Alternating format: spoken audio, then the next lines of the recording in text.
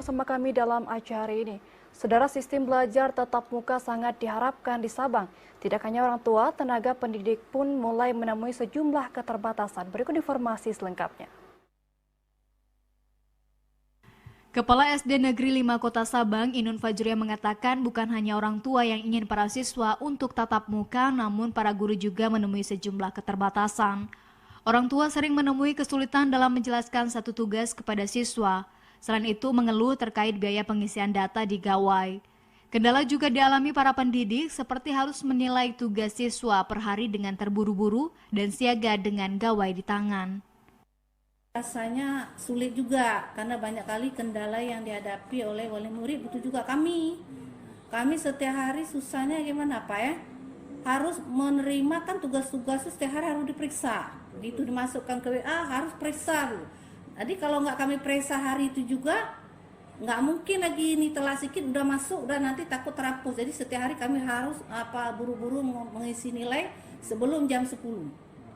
Bagi orang tua pekerja di Sabang, tidak serempaknya sistem tatap muka memang menjadi satu kendala tersendiri, namun beberapa di antaranya sudah mampu menyesuaikan pola ini.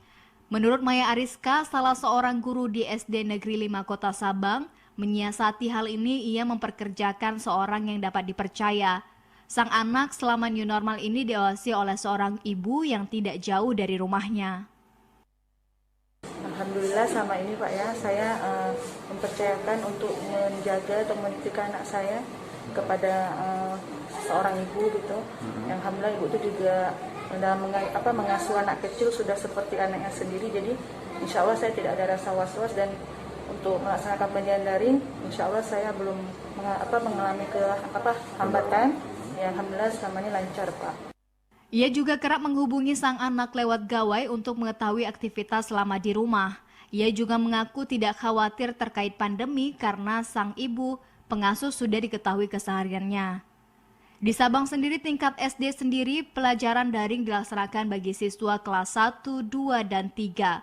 Sedangkan 4, 5, 6 dilakukan dalam sistem pemberian tugas kepada siswa melalui orang tua atau luring.